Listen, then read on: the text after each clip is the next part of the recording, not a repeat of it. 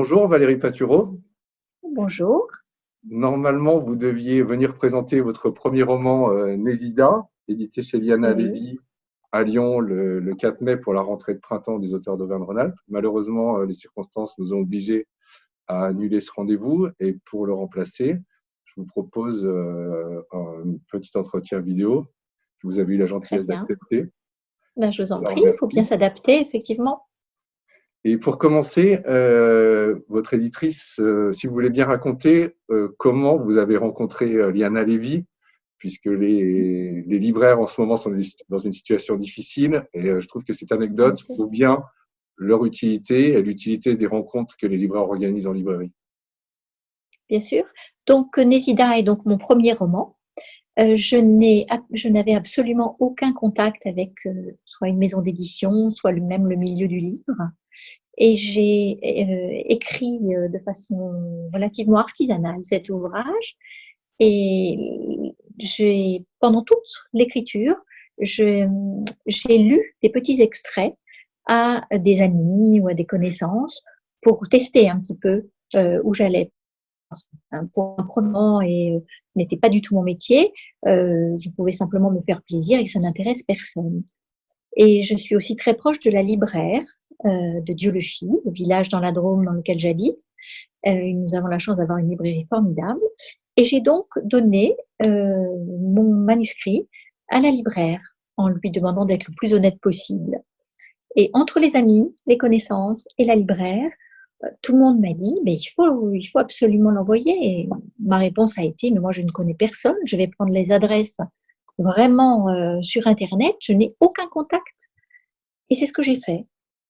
Alors, qui ai-je appelé? À qui ai-je envoyé mon manuscrit? Eh bien, aux éditeurs que j'aime. Voilà, ceux que je lis. Et dans ceux que je lis, il y avait Liana Lévy, que j'apprécie beaucoup. Dans ma bibliothèque, j'ai beaucoup d'ouvrages de chez elle. Et j'ai tout simplement, avec l'aide de la postière de Diolfi, mis mes petits timbres sur les grandes enveloppes et envoyé et attendu. Et tout le monde m'avait dit, mais ça peut être très très long, ils ne te répondront même pas. S'ils veulent bien te renvoyer le manuscrit, tu auras beaucoup de chance. Voilà, nous étions le 20 juin de l'année dernière. Et le 26 juin, j'ai reçu un coup de téléphone. Voilà, 6 jours après, j'ai reçu un coup de téléphone de Sandrine Palussière, qui est éditrice chez Liana Lévy, et qui m'a dit qu'elle venait de terminer le manuscrit, qu'il y avait certes des choses à reprendre, à approfondir, etc., mais qu'on tenait quelque chose, que je tenais quelque chose et que ça l'intéressait beaucoup. Et voilà, et le rêve a commencé. Donc, tout simplement, j'ai envoyé par la poste et je les ai rencontrés, l'été est passé, je les ai rencontrés pour la première fois à l'automne. Je me suis déplacée à Paris. J'ai été très bien reçue par une petite équipe soudée autour de leur projet et ça, je trouve ça formidable. Moi, je ne connaissais pas le milieu de l'édition et je crois que j'ai eu beaucoup de chance parce qu'ils m'ont vraiment accompagnée. Et ensuite, nous avons travaillé régulièrement. Alors, on se disait que non seulement là, nous avons la crise sanitaire, mais nous avons déjà eu la crise des gilets jaunes, la grève, etc. Ce qui fait que nous nous sommes très, très peu vus. J'ai fait très peu de trajets à Paris, mais on a beaucoup communiqué par téléphone, par Skype, et voilà. Et donc, pour revenir au roman, Nésida, c'est un roman qui se déroule à Diolfi et dans ses environs, un peu à Lyon Oui, aussi, au oui, 19e siècle, à la fin du Second Empire et au début de la République. oui. Et au cœur du récit, il y a un personnage qui s'appelle Nésida, Mhm. une jeune. Un prénom, voilà, un prénom que je n'avais jamais entendu. Oui, Et donc, dans le roman, ce prénom, vous dites que la mère de Nésida le trouve dans un des rares livres qu'elle a lus qui se passe au Canada, un mhm. roman Oui, populaire qui se parce passe que au Canada. effectivement, j'ai trouvé qu'il y avait quelques Nésidas au Canada. Donc après, le romanesque brode un peu autour de tout ça. Mais c'est vrai qu'ici, je n'en ai jamais entendu. Et je n'en ai pas trouvé d'autres dans les registres, dans les archives. Je n'ai pas trouvé d'autres Nésidas. Donc, Et, c'était effectivement un prénom très étonnant. et ce personnage vous permet, dans un premier temps, de décrire le milieu paysan de ces années-là, la vie d'un Oui, village. avec Oui, ces rythmes quotidiens, une espèce de temporalité assez particulière, et puis mais aussi oui, les rythmes annuels avec les passages du colporteur, les feux de la Saint-Jean, la oui, vogue, la foire, l'abattage du cochon. oui, tout Euh, ça. je sais que vous n'êtes pas originaire de cette région. Comment Pas du tout. vous êtes immergé pour arriver à saisir cette temporalité très spécifique de la Qualité. vie paysanne? Alors, je ne suis pas effectivement originaire de la Drôme. J'habite maintenant la Drôme depuis une dizaine d'années et je suis venue dans cette région pendant de nombreuses années avant l'été. Donc, je suis très attachée à cette région et depuis 10 ans, je m'intéresse d'abord parce que je m'intéresse beaucoup à l'histoire, je m'intéresse vraiment à l'histoire de ce pays, à l'histoire tout autour du protestantisme, à l'histoire vraiment du pays en lui-même. Et lorsque j'ai commencé à m'intéresser et à commencer à écrire, je me suis vraiment inspirée de tas de livres. Je les cite d'ailleurs pour les remercier à la fin du Oui. livre, d'ouvrages spécialisés sur les villages de Comps en particulier, donc d'où était originaire Nésida, et d'autres ouvrages. Ça a été vraiment une recherche, beaucoup de recherches pour moi, beaucoup de recherches, mais avec tellement d'enthousiasme parce que je suis très attachée à ce pays. Et j'ai trouvé de la part de tous vraiment beaucoup de soutien, que ce soit des pasteurs, que ce soit vraiment, ça a été une belle aventure, une belle aventure commune. Et je remercie beaucoup ce village, d'abord qui m'a accueilli depuis 10 ans et qui vraiment là m'a beaucoup soutenue. Et à travers ce personnage et d'autres personnages féminins, vous dressez un portrait vraiment de la condition de la femme dans la deuxième Oui, moitié du 19e siècle, à la fois à travers les personnages principaux, mais aussi avec des petites notations sur la condition des ouvrières dans les manufactures de dans les Dieu-le-Fils, manufactures, oui, à travers la femme de ménage qui dit j'ai jamais été aussi bien traitée, etc. bien sûr. C'était au cœur du projet pour vous de dresser un tableau de la condition de la Oui, femme qui ne prenait pas la parole, qui ne devait pas mm, travailler, sauf, enfin, en tout cas dans les bien milieux sûr. bourgeois. Oui, oui, c'était important pour moi parce qu'à travers ce personnage, je voulais montrer que c'était une condition à la fois universelle et intemporelle, parce que je crois que des Nésida, il y en a encore aujourd'hui, bien sûr, j'espère dans notre pays en tout cas beaucoup moins, mais malgré tout, dans certains milieux, et je pense aussi à d'autres pays, des Nésida, il y en a encore beaucoup, j'en suis persuadée, qui ne peuvent pas choisir la voie qu'elles veulent. J'ai récemment vu un film très très intéressant sur une communauté très orthodoxe juive. Ça se passe aujourd'hui et les femmes ne peuvent encore pas choisir de travailler, par exemple. C'est une série télé. Voilà. C'est une série télé. Oui, Oui, un orthodoxe, oui, c'est vraiment assez passionnant oui. aussi sur les femmes. Et je me suis fait cette réflexion, je me suis dit, voilà, c'est aujourd'hui en 2020. Et la jeune femme en question pouvait être une Nésida. Donc, voilà, et c'est vrai que on le sait que au 19e siècle, ces femmes étaient vraiment, il y avait un déterminisme social et un déterminisme religieux énorme. Mais je crois que malgré tout, aujourd'hui, même si le combat n'est pas tout à fait de la même intensité, il existe encore.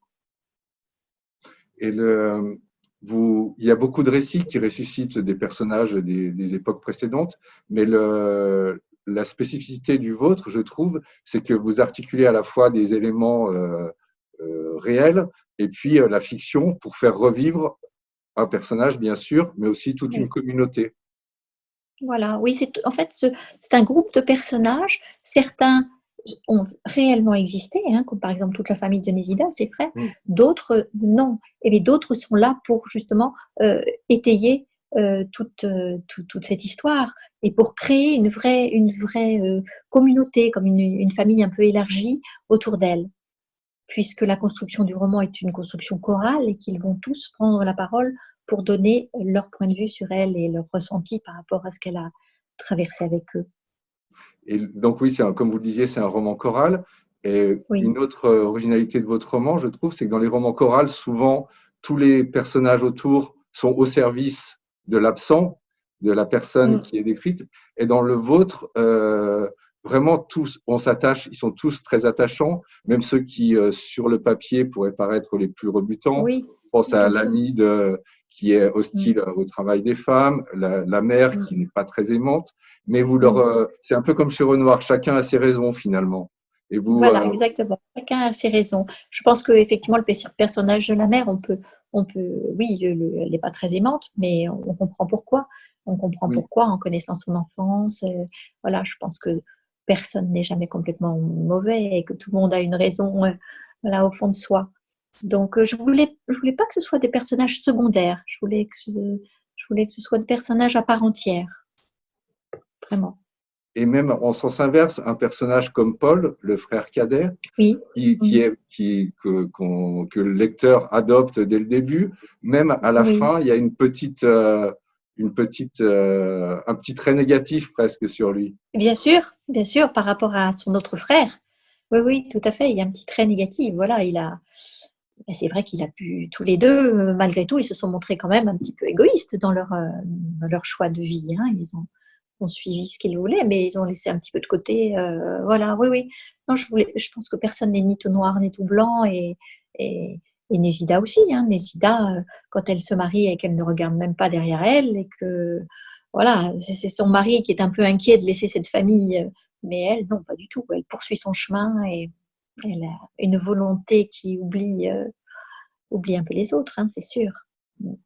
Donc oui, pour revenir à Nésida, c'est une fille de paysan, mais qui rêve Oui, que d'une chose, c'est l'ailleurs. Son rêve, c'est voilà. de quitter la terre Oui. finalement et d'aller à la Voilà, ville. quitter la terre. Surtout ne pas aller ni dans une manufacture de soie, ni textile, ni dans une poterie. Ce qui était vraiment, en tout cas, lorsqu'on devait travailler à cette époque, à Dieu le fit, c'était vraiment la seule solution. Et ça, elle n'en veut pas. Et on comprend aussi beaucoup son amour des livres et son intérêt voilà, pour la culture, pour l'école, donc oui, elle espère aller voir un peu derrière les collines. Mm. Oui, vous redites par petites allusions, les conditions de travail sont effroyables. La journée est de 12 Effroyable, oui. heures, il faut le rappeler. Oui, La journée de il faut le travail est de rappeler. 12 heures. Bien sûr, les journées d'enfants, les enfants travaillent aussi. Et lorsqu'une femme est veuve, c'est absolument une catastrophe. Mais tout à fait. Alors, je crois qu'il est important quand même de souligner que moi, je ne suis pas historienne et je n'ai pas une prétention d'historienne du tout. Donc, le contexte historique est très important, et j'ai bien fait attention de bien vérifier toutes mes recherches, mes sources, mais je n'ai absolument pas la prétention de donner un cours d'histoire sur le 19e siècle ou sur les conditions de travail. Et voilà, ce n'était pas du tout mon objectif, hein, pas du tout. Et en lisant votre roman aussi, j'ai pensé à Éric Vuillard qui, dans 14 juillet, dit, Oui, quand il parle des victimes de la prise de la Bastille, il cite tous les noms des morts ce jour-là et il dit il faut citer les noms pour ne pas les oublier, pour qu'ils continuent à vivre. exactement, Et bien on a la sûr. même impression en lisant votre roman. C'est vrai, vous avez ce sentiment-là, ben, tant mieux, merci beaucoup. Et on Merci, l'a, oui, je ne veux pas les oublier tous. J'ai essayé de ne pas faire non plus de personnages caricaturaux, parce que par exemple, Ovide, qui est très pieux, qui est quand même le chef de la famille Soubeyran et qui est très pieux, euh, se montre, voilà, veut tenir une ligne un peu de famille, mais il a un regard tellement aimant aussi sur ses frères. Voilà, ça, je ne voulais pas en faire non plus des personnages caricaturaux. et on l'a pas dit aussi, mais c'est dans un milieu protestant, dans un village Oui, très clivé. oui. Quand les frères arrivent à Lyon, leur première source d'étonnement en arrivant à Lyon, c'est pas la ville, les immeubles, mais c'est que les Non, commerces ne soient pas confessionnels. voilà, exactement, tout à fait, qu'il n'y ait pas le boucher protestant et le boucher catholique. Et ça, c'est vraiment une réalité ici. Alors, plus aujourd'hui, bien sûr, mais ça a été très, très, très longtemps. Et encore, je dirais même qu'aujourd'hui, euh, on sait que le cinéma est catholique, par exemple. Moi qui n'étais pas du tout d'ici et qui suis plutôt parisienne, ça m'a paru, mais ahurissant. Quand j'ai entendu ça, on qualifie un cinéma de catholique, je me suis dit, mais que se passe-t-il? Et en fait, oui, c'est un cinéma qui a été créé par des catholiques. Et voilà, ça reste quand même un petit peu. Hmm. Ça reste un peu. Oui. Et effectivement, les deux frères, c'est la première chose qui les étonne. Alors ça, et tout d'un coup, de jouir d'une liberté incroyable. Parce que malgré tout, c'est un carcan terrible. Hein. C'est un carcan terrible quand même de ne pas pouvoir aller dans le commerce que l'on veut ou de ne pas pouvoir parler à la personne que l'on veut. Là, c'est. Ouais. Et ce n'est pas si vieux. Ce n'est pas si vieux. Ce qui Et va en fait vraiment mettre un coup d'arrêt à tout ça, euh, plus que l'évolution de la société, je dirais que c'est la guerre de 14 qui va hmm. bouleverser énormément dans les campagnes et partout, qui va absolument tout bouleverser. Ça on le sent très bien. Et ce sera l'objet d'une autre Oui, parce que réflexion. même les guerres de religion sont encore là. À un moment donné, Ovide, justement, prépare Oui. avec le Ah pasteur oui, bien sûr. la fête du La désert. fête, on commémore toujours le désert, oui, Désert. ce qu'on appelait le désert, tout à fait, c'est-à-dire l'endroit où l'on pouvait pratiquer le culte protestant sans avoir peur de se faire emprisonner. Donc on appelle ça le désert, c'est-à-dire un coin perdu dans la colline, voilà. Et mais encore aujourd'hui, certains protestants font c'est prétexte à une grande réunion, un grand pique-nique convivial, mais quand même, c'est toujours cette raison-là, cette raison d'être. Et pour revenir à l'écriture, quand vous vous êtes lancé dans ce projet, avec en tête le personnage de Nésida Soubeyran, Oui. est-ce que vous aviez dès le départ cette idée de construire votre récit à travers cette multiplicité de regards? Alors, donc, lorsque je suis partie sur les traces de Nésida, j'ai rencontré, donc, par exemple, dans le registre d'état civil, j'ai vu qu'elle avait 2 frères. Et donc, avec les vrais prénoms de ses frères, avec les dates de naissance, c'est tout. Donc, j'ai un peu cherché sur chaque personnage. Et comme je voulais partir dès le départ de sa disparition, hein, puisque là, je ne trahis pas l'intrigue, hein, puisqu'on le sait dès le début, ensuite, j'ai voulu faire parler chacun. Puisqu'elle n'était plus là, elle n'était plus là. Pour la faire exister, il fallait bien que chacun parle d'elle. Et là, ça m'est apparu, oui. Donc là, j'ai construit le roman dans chaque personnage. Et c'est pour ça que ce ne sont pas des personnages secondaires, c'est parce qu'à chaque fois, je me mettais vraiment à leur place et je voulais vraiment qu'ils parlent d'eux aussi. Et au travers de leur rencontre avec elle. Parce qu'aucun ne l'a vu de la même façon. Aucun ne l'a vu de la Bien même sûr. façon. Donc, Ovide a pu la prendre pour une jeune femme quand même un peu écervelée. Voilà, ils ont tous un point de vue différent sur elle. Et le premier chapitre du livre, Oui, qui dévoile finalement une partie oui, de la fin, oui, il place votre roman aussi sous le signe de la mort, quelque part. Ce oui, premier tout chapitre, à fait. et ça, c'était une Oui. volonté dès le départ de Ça, qu'il c'est n'y ait une pas de volonté. suspense. Voilà, non, je voulais pas de suspense. Je voulais tout de suite placer ça sous le signe de la mort parce que c'était vraiment une réalité, puis une réalité tellement partagée à cette époque-là, et surtout parce que ma découverte avec Nésida a été à partir de sa photo, mais des 2 dates qui figuraient sous cette photo. Et ce sont ces 2 dates tellement peu éloignées l'une de l'autre qui m'ont vraiment interpellée. Alors, je sais que c'est répété des dizaines et des dizaines de fois, parce qu'à cette époque, le nombre de femmes qui mouraient en couche, c'était incroyable. Mais c'est ça, au départ, qui m'a... Donc, je voulais partir de là. Et non, je voulais pas qu'il y ait un suspense sur son... Je trouvais que ce tragique, dès le départ, Cette vie plaçait tout de brève. suite le roman. Voilà, tout de Mais en tout suite. cas, votre livre est très réussi, vraiment limpide, Merci beaucoup. euh, Ça fait très plaisir. très précis et très touchant. Mais merci beaucoup. Je sais qu'aujourd'hui, l'air du temps, moi quand je rentre dans une librairie, je vois bien que l'air du temps n'est pas vraiment à ce genre de livre, je peux le concevoir. Hein. On aborde les femmes sous d'autres aspects, hein, sur la violence faite aux femmes, sur tout ça. Et là, moi, j'ai voulu par ce biais-là aborder aussi un peu l'histoire des femmes. Voilà. Je vous remercie beaucoup. Et Ben, c'est moi qui vous remercie. votre livre, Nésida, sort donc le Merci. 28 mai. Le 28 mai, et oui, retardé Eliana un peu, Lévy. mais il sort. Merci beaucoup. Merci à vous. Retrouvez Nésida de Valérie Patureau, édité chez Liana Lévy, le 29 mai en librairie. Et à demain pour un nouvel entretien avec un auteur de la rentrée de printemps de Auvergne-Rhône-Alpes Livre et Lecture.